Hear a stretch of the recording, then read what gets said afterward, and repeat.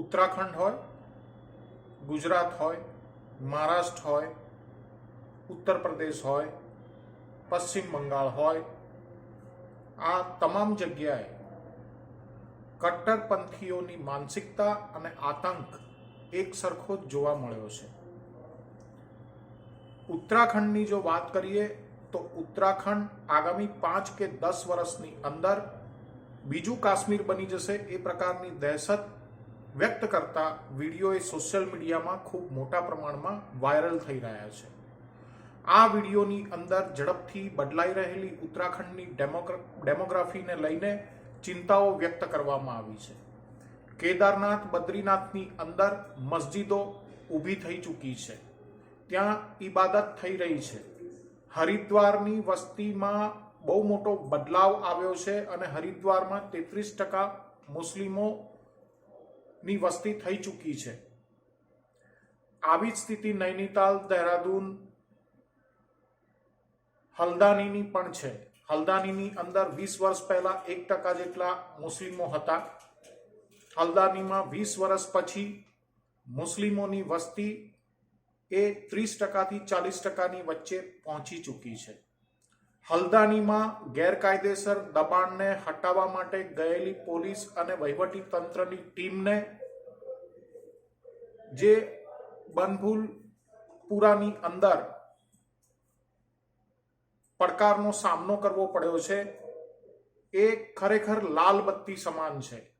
આ લાલ બત્તી સમાન એટલા માટે ઘટના છે કારણ કે હલ્દાનીની જે ઘટના બની છે એ ઘટનાની અંદર પોલીસ કર્મીઓને પણ ખુદ બચવા માટે ખૂબ પડકારોનો સામનો કરવો પડ્યો છે. મહિલા પોલીસને પોતાની ઇજ્જત બચાવવી પડી છે. મહિલા પોલીસ પણ બહુ મોટા પ્રમાણમાં ઘાયલ થઈ છે.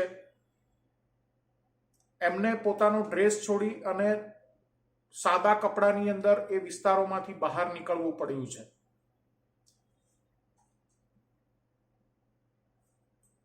આ તમામ બાબતો લાલ બત્તી સમાન છે એટલા માટે કારણ કે ઉત્તરાખંડની અંદર બીજેપીની સરકાર છે. બીજેપીની સરકાર સુપ્રીમ કોર્ટ અને હાઈકોર્ટના આદેશ પ્રમાણે કાર્યવાહી કરી રહી હતી. જ્યાં દબાણ હટાવવામાં આવી રહ્યું હતું એ વિસ્તારોની અંદર બાંગ્લાદેશી અને રોહિંગ્યા ઘૂસણખોરોની બહુ મોટા પ્રમાણમાં વસ્તી હોવાનું પણ દાવાઓ સોશિયલ મીડિયા અને અન્ય જાણકારો કરતા રહ્યા છે. આ વસ્તીને હટાવવા માટે, આ ગેરકાયદેસર દબાણને હટાવવા માટે પુષ્કરસિંહ ધામીની સરકારે કોર્ટના આદેશ મુજબ કાર્યવાહી કરી. પણ બાંગ્લાદેશી અને રોહિંગ્યા ઘૂસણખોરો હોવાને કારણે ભારતના કાયદાઓ અને ભારતની કોર્ટના ચુકાદાઓનો આ લોકો આદર કરતા નથી. એ એમની હરકતો બતાવી રહી છે. તેના કારણે પૂર્વ આયોજિત ષડયંત્ર હેઠળ હલ્દાનીમાં બનભૂલપુરાના ધાબાઓની અંદર બાકાયદા પથ્થરો અને ઈંટો ભેગી કરવામાં આવી હતી. ખુદ ડીએમએ આનો ખુલાસો કર્યો છે અને આ પથ્થરો અને ઈંટોનો ઉપયોગ એ પોલીસ ફોર્સ અને વહીવટી તંત્રની કાર્યવાહીને રોકવા માટે થતો રહ્યો છે. પહેલા પથ્થરબાજોની ટીમે પોલીસ અને પ્રશાસનની ટીમ ઉપર પથ્થરમારો કર્યો. જ્યારે પોલીસે થોડો બળ પ્રયોગ કર્યો તો બીજી એક ભીડ આવી અને આ ભીડના હાથમાં પેટ્રોલ બોમ્બ હતા. પેટ્રોલથી ભરેલી બોટલો હતી, એની અંદર આગ લગાવી અને પેટ્રોલની બોટલો એ પોલીસ અને પ્રશાસનની ટીમ સામે ફેંકવામાં આવી. સ્થિતિ ખૂબ વણસી ચૂકી હતી અને હલ્દાનીમાં 6 લોકોએ પોતાના જીવ ગુમાવ્યા. 8મી ફેબ્રુઆરીથી અહીંયા કર્ફ્યુ છે અને ઇન્ટરનેટ સેવાઓ બંધ છે. 5000 લોકો સામે કેસ નોંધવામાં આવ્યો છે. પણ અહીંયા સવાલ માત્ર એટલો છે કે કાયદાનું શાસન છે, કાયદો અને વ્યવસ્થા જળવાઈ રહી છે, પણ આ કાયદો અને વ્યવસ્થાને અમુક ચોક્કસ વિસ્તારોની અંદર એ સન્માન નથી મળતું જે સન્માન અન્ય વિસ્તારોની અંદર મળે છે. આવી અનેક ઘટનાઓ છે. હરિયાણાના નૂની અંદર પણ ધાર્મિક યાત્રાને ટાર્ગેટ બનાવવામાં આવે છે. ત્યાં પણ મોબની હરકતોથી બચવા માટે પોલીસને અને જે ધાર્મિક યાત્રામાં સામેલ હતા એ લોકોને ખૂબ મહેનત કરવી પડી. ખૂબ મોટા પડકારો સાથે પોતાના જીવ બચાવવા પડ્યા. ઉત્તર પ્રદેશની બરેલીની અંદર તાજેતરની ઘટના છે. મૌલાના તોકીર રજાની ધમકી અને 1000 લોકોનું મોબ. એમણે પણ આ પ્રકારની હરકત કરી અને કાયદો અને વ્યવસ્થાને સીધો પડકાર ફેંક્યો.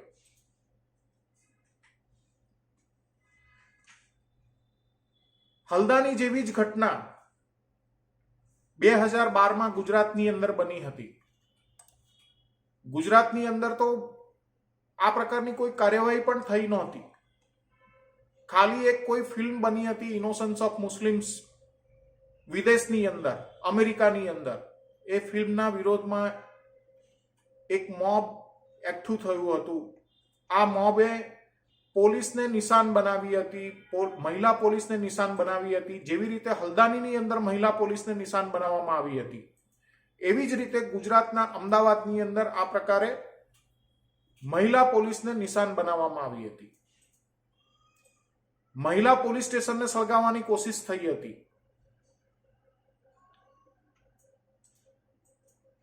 હલ્દાની હોય, અમદાવાદ હોય, નૂ હોય, ઔરંગાબાદ મહારાષ્ટ્રનું હોય, આ તમામ જગ્યાએ એક પ્રકારની માનસિકતા સાથે નીકળતા ટોળાઓનો ઈલાજ એ શોધવો એક કાયદો અને વ્યવસ્થાના કુટપ્રશ્નની પહેલી જવાબદારી છે. એની સાથે સેન્સ ઓફ કોમ્યુનિટી ડિફેન્સ એ પણ લોકોની અંદર વિકસિત થવું એ બેહદ જરૂરી છે. સેન્સ ઓફ કોમ્યુનિટી ડિફેન્સ એટલે આ પ્રકારની જે સમસ્યાઓ ઊભી થાય એ વખતે બચવું, સેલ્ફ ડિફેન્સ કરવો. એ સેલ્ફ ડિફેન્સ ની ભાવના પોતાના સુધી નહીં, પોતાની આખી કોમ્યુનિટી સુધી ઊભી થાય અને કાયદો અને વ્યવસ્થાને તોડનારા તત્વોનો સામનો થઈ શકે એ પ્રકારના સેન્સ ઓફ કોમ્યુનિટી ડિફેન્સની અને એને વિકસિત કરવાની જરૂર છે. લિબરલ, પ્રોગ્રેસિવ આ બધી જ વસ્તુઓ અને આ બધા જ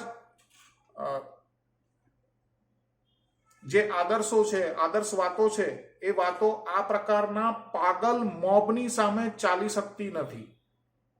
અને એટલા માટે sense of community defence A develop કરવું એ દરેક નાગરિક તરીકે જવાબદારી છે કે જે ગેરકાયદેસર છે એ ગેરકાયદેસરને રોકવા માટે, એ ગેરકાયદેસર વસ્તુઓને હટાવવા માટે જો પ્રશાસન અને પોલીસ દ્વારા કોઈ કાર્યવાહી કરવામાં આવે છે અને એ કાર્યવાહી દરમિયાન પોલીસને નિશાન બનાવવામાં આવે છે, વહીવટીતંત્રને નિશાન બનાવવામાં આવે છે અને ત્યાર પછી અન્ય સમુદાયને નિશાન બનાવવામાં આવે છે, તો આવી ઘટનાઓ એની અંદર પોલીસ અને પ્રશાસનની મદદ એ પણ હોઈ શકે કે sense of community defence A develop થાય. અને આ પ્રકારના પથ્થરબાજો, આ પ્રકારના પેટ્રોલ બોમ્બ બાજો અને આ પ્રકારના અરાજક તત્વો આવી કોઈ પણ ઘટનાને અંજામ ન આપી શકે એ જરૂરી છે. અમદાવાદ હોય, હલ્દાની હોય, યુપીનું કોઈ શહેર હોય, બરેલી હોય, મહારાષ્ટ્રના કોઈ શહેરો હોય, આ પ્રકારના છાસવારે બહાર નીકળી પડતા ટોળાઓને રોકવા માટે પ્રશાસન અને પોલીસની મદદ એ કરવી એ લોકોની જવાબદારી છે અને લોકોએ એના ઉપર વિચાર કરવો જોઈએ.